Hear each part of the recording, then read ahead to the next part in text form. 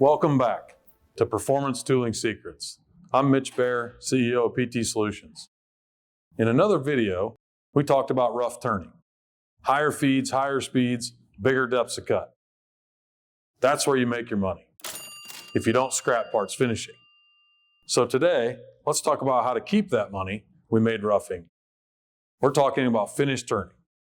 Specifically, how to choose the right corner radius and the right feed per rev to actually hit the surface finish on the print. In finish turning, surface finish is mostly controlled by corner radius, feed per rev, and machine stability. Speed matters. Chip control matters. Insert grade matters. But if corner radius and feed aren't right, you won't hit the broadside of a barn. Let's start with the corner radius. A larger corner radius can improve surface finish, spreads out cutting forces, and lasts longer. But it also increases cutting pressure, pushes harder against the part, and can cause chatter, especially on thin walls or sketchy setups.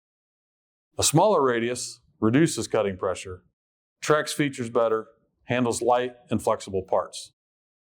But it limits how high you can go on the feed before the finish falls apart. Got a rigid part? Use a larger radius. Sketchy part? Use a smaller radius. Finish turning usually lives here. 1/8 thou radius or 1/16 thou radius. Don't default to a 32 unless the setup can actually handle it. Now let's talk about feed per rev. This is the part people mess up the most. Here's the truth. If you feed too fast, you get feed lines. If you feed too slow, you rub the insert, and rubbing kills finish, just as fast as feeding too hard. Surface finish follows a simple relationship.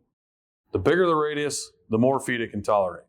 The smaller the radius, the lighter the feed needs to be. For example, with an 0.008 radius, start around 2 to 4 thou per rev. That'll usually land you in the low 30s to low 40s. With a 16 thousandths radius, you can run 4 to 8 thou per rev and still hold finish, assuming the setup is solid. Want a better finish? Don't just slow the feed. Ask, can I run a bigger radius? Can the part handle it? Can the machine handle it? Time is still money, even in finishing. And there's a few cheat code options. Going to a wiper insert can allow you to double the feed and produce the same finish. Utilizing advanced material inserts can give you the ability to substantially increase speed and consistency. Or the ultimate cheat code, advanced material with a wiper. Who said you can't make money finishing? If the print calls out 63 RA, easy day. 32, I better start paying attention. 16, everything has to be right. As the RA number drops, feed has to drop. Stability has to increase. Tool condition matters more. This is where rubbing shows up. If the insert edge isn't sharp or the feed is too light, you'll get tearing, smearing, and a finish that'll measure bad even when it looks good. Depth of cut is also a key factor. Finish turning still needs enough depth of cut to actually cut and maintain chip control.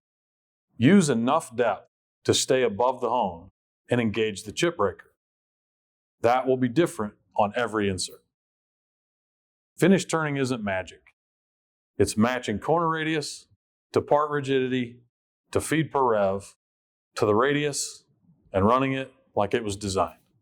If you're chasing surface finish and burning time doing it, call your local PT Solutions rep.